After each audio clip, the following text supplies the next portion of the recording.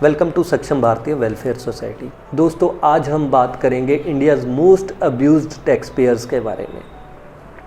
दोस्तों, हिंदुस्तान का most abused tax payer category जो है वो है सैलरी अर्नर्स, जो कि अपना गुजारा सैलरी पे करते हैं।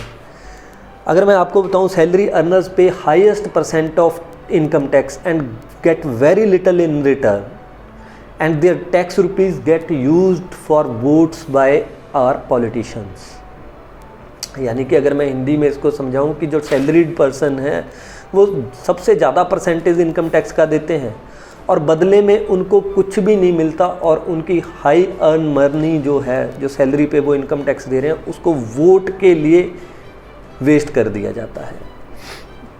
दोस्तों, इनकम टैक्स की डेफिनेशन आम आदमी के लिए है कि जो उसकी इनकम है उसका कुछ परसेंट टैक्स के रूप में हमें गवर्नमेंट को देना पड़ता है। बट जो हाई क्लास है उनके लिए इनकम टैक्स की जो डेफिनेशन है कि जितना हम कमाते हैं उसमें से कितना छुपा के हम सरकार को देते हैं। सैलरी वाला पर्सन दोस्तों कुछ छुपा नहीं सकता, उसको ये मौका भी नहीं दिया जाता कि वो कुछ टैक्स फ्री बेनिफिट्स ले सके, क्योंकि उनको तनख्वाह मिलने से पहले ही उनका टैक्स काट लिया जाता है। दोस्तों, एक आदमी 10 साल 15 साल नौकरी करता है, वो गवर्नमेंट को अपनी इनकम का 30% टैक्स देता है, बदले में उसको क्या मिलता है? उसको कोई पब्लिक स्कूलिंग मिलती है, पब्लिक हेल्थ केयर मिलता है, कोई सोशल सिक्योरिटी मिलती है? नहीं। उसको अपने बच्चे पढ़ाने हैं तो उसके लिए प्राइवेट स्कूल हैं जहाँ पे उनको फीस के ऊपर भी सर्विस टैक्स देना पड़ेगा। उसको अपना इलाज कराना है तो उसको प्राइवेट इंश्योरेंस कंपनी से इंश्योरेंस लेनी पड़ेगी, जिसके ऊपर भी सर्विस टैक्स वो पे करेगा, और प्राइवेट हॉस्पिटल में अपना इलाज कराएगा और बिल के ऊपर फिर से सर्विस टैक्स पे करेगा। ना तो उसको इनकम टैक्स में रिबेट है उस बिल की, और ना ही कोई और फैसिलिटी है। और अगर वो उस आदमी की जॉब चली जाती है या वो रिटायर हो जाता है तब भी उसको कोई सोशल सिक्योरिटी नहीं मिलती। एक कहावत है दोस्तों कि एक दूध देने वाली गाय है, एक परिवार है 10 लोगों का, उसमें एक दूध देने वाली गाय है और 10 गायें ऐसी हैं जो दूध नहीं देती। उस दूध देने वाली गाय का दूध भी निकाला जाता है और उसके हिस्से का खाना भी उन गायों को दिया जाता है जिनको हम होली काऊ कह सकते हैं। यानी कि टैक्स पेयर कैटेगरी तो सैलरीड पर्सन है, लेकिन फैसिलिटीज़ किसको मिल रही है? जो टैक्स नहीं दे रहे हैं। दोस्तों, 3 कैटेगरी इस देश के अंदर ऐसी हैं जो कि सबसे ज़्यादा ग्रो कर रही हैं और सबसे ज़्यादा इनकम जनरेट कर रही हैं, यानी कि doctors, coaching centres and lawyers. And ये तीनों कैटेगरी सर्विस टैक्स से फ्री हैं। क्या ये जस्टिफाइड है कि एक आदमी की तो इनकम मिलने से पहले ही टैक्स काट लिया गया, और एक आदमी जो रोज के लाखों कमा रहा है उसकी इनकम को आप टैक्स से ही बाहर रख देते हैं?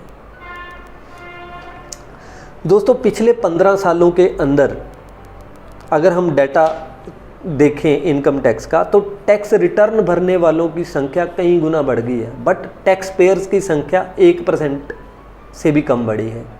उसका रीज़न क्या है? नौकरी करने वाला आदमी जो है वो बॉन्ड है, उसको टैक्स देना ही पड़ेगा या ज़बरदस्ती उसका टैक्स काट लिया जाएगा। बट जो नॉन सैलरी अर्नर है उसके पास बहुत से मौके आते हैं, वो इनकम टैक्स के रिटर्न तो भरता है लेकिन टैक्स नहीं देता है। इसी तरह से जो बड़े बिग हाउसेज हैं, इलीट हैं या बड़े बिजनेस क्लास लोग हैं, उन्होंने अपनी अपनी ट्रस्ट बनाई होती है, एक चैरिटेबल ट्रस्ट या एक NGO वो बना के रखते हैं, जिसके अंदर वो अपनी इनकम का बहुत सारा हिस्सा डोनेट कर देते हैं। लेकिन वो डोनेशन किस रूप में यूज़ हो रहा है या घूम के कहाँ पे जा रहा है उसका हमें नहीं पता है, लेकिन वो अपनी इनकम को छुपा लेते हैं और आपको बताते हैं कि हमने अपनी संपत्ति का इतना दान कर दिया। बट एक आम आदमी के केस में ये उल्टा है। आपसे highest rate of direct and indirect taxes तो वसूला जाता है, लेकिन बदले में आपको उसकी कोई फैसिलिटी नहीं है। मसलन आपने इनकम टैक्स दिया, लेकिन आप अपने बच्चों को प्राइवेट स्कूल में पढ़ा रहे हो, अपना इलाज प्राइवेट हॉस्पिटल में करा रहे हो, या आपको कोई बुढ़ापा पेंशन भी नहीं है। और आपने गाड़ी ली, आपने रोड टैक्स दिया, आपने जीएसटी दिया, उस पर अदर टाइप ऑफ सेस दिए गवर्नमेंट को, बट जैसे ही आप उसको लेके रोड के ऊपर जाओगे तो आपको से ज़बरदस्ती टोल टैक्स भी वसूला जाएगा। और जो टैक्स आप इनडायरेक्ट टैक्स के रूप में सरकार को दे चुके हैं, उसका भी कोई एडजस्टमेंट नहीं है आपके डायरेक्ट टैक्स के साथ। आपकी इनकम उतनी ही रहेगी, उसको आप अपने एक्सपेंस में शो नहीं कर सकते। बट एलीट के केस में ये अलग आ जाता है। वो अपने पेट्रोल का खर्चा, वो अपने टोल का खर्चा, वो अपनी कार बाइंग का खर्चा, यानी कि रनिंग कॉस्ट तक भी अपने एक्सपेंस में जोड़ते हैं, जो कि बहुत हाई है। और इस तरह से वो अपनी इनकम छुपा के टैक्स को बचा ले जाते हैं। या बहुत सारे लोग हैं जिनकी इनकम करोड़्स में है, लेकिन वो अपनी इनकम को एग्रीकल्चर इनकम शो कर देते हैं। ये कहाँ तक जस्टिफाइड है कि एक 50,000 सैलरी वाला आदमी तो 30% दे और एक 50 लाख अर्निंग वाला आदमी कुछ भी ना दे। दोस्तों, हमारी लड़ाई इन्हीं चीज़ों के लिए है, इन्हीं चीज़ों से, इसी इनइक्वालिटी से हम लड़ना चाहते हैं। हमारे लिए मौके भी नहीं हैं। हम वो गायें हैं दोस्तों जिनका दूध तो निकाला जाता है, लेकिन उनको फीड या घास नहीं डाला जाता कि जितनी देर दे रहे हैं तो ठीक है, क्योंकि वो हमारी मजबूरी है। हमें इनको टैक्स देना ही पड़ेगा, ये ज़बरदस्ती से हमसे लेंगे ही।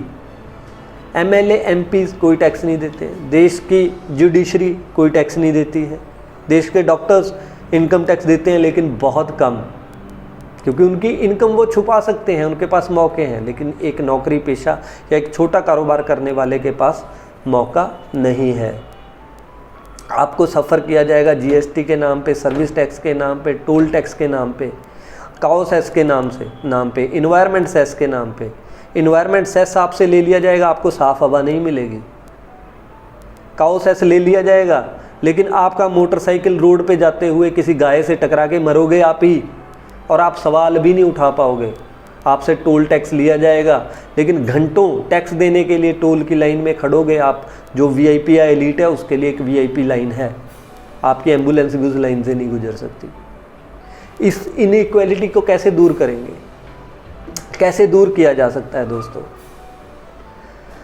हम पावर तो हैं, सबसे ज़्यादा टैक्स भी गवर्नमेंट को दे रहे हैं, सबसे ज़्यादा इनडायरेक्ट टैक्स भी हम ही दे रहे हैं गवर्नमेंट को, इसलिए हम पावर तो हैं, बट हमारी पावर जो है डिस्ट्रीब्यूटेड है।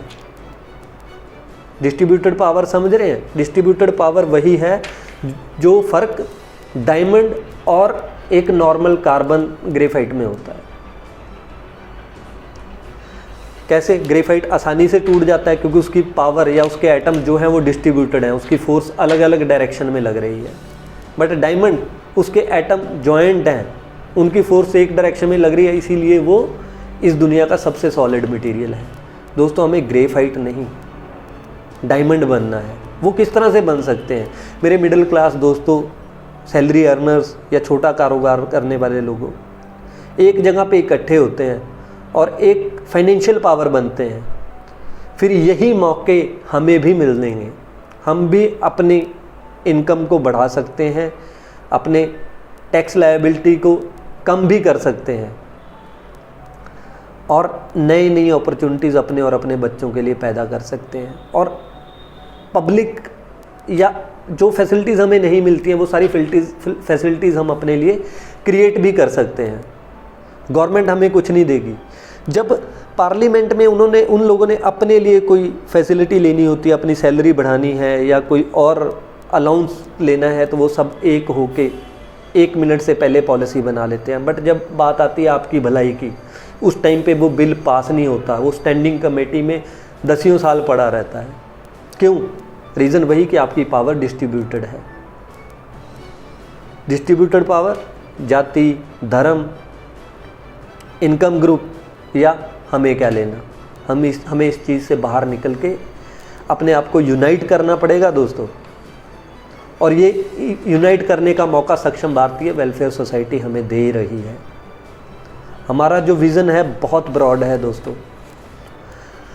हम अपनी लूटी हुई 90% दौलत और जो हमारा शोषण हुआ है आज तक, उन सारी चीज़ों को वापस ले सकते हैं। Without firing a single bullet, without any doing any agitation, बिना कोई आंदोलन किए, अपने ड्राइंग रूम में बैठ के अपने फ़ोन से जस्ट छोटा सा एफर्ट करके दोस्तों, मैं आपसे फिर दरखास्त करूंगा, आइए सक्षम भारतीय वेलफेयर सोसाइटी को ज्वाइन कीजिए। इस सोसाइटी को जितना हम स्ट्रॉन्ग करेंगे उतना हम अपने लिए अपॉर्चुनिटीज़ पैदा करेंगे और ये रोटी कपड़ा मकान इस चिंता से बाहर आएंगे और अपने लिए सोशल सिक्योरिटी, सोशल जस्टिस और बहुत सारे मौके पैदा कर पाएंगे। नहीं तो आज भी हम most abused tax payer category हैं और कल भी रहेंगे। हमारा पैसा जो हमारे राइट्स हैं, हमारे बच्चों के जो राइट हैं, उसको ये नेता लोग, ये अफसरशाही वोट्स और अपने बेनिफिट के लिए यूज़ करती रहेगी। जय हिंद दोस्तों, नमस्कार, सत श्री अकाल।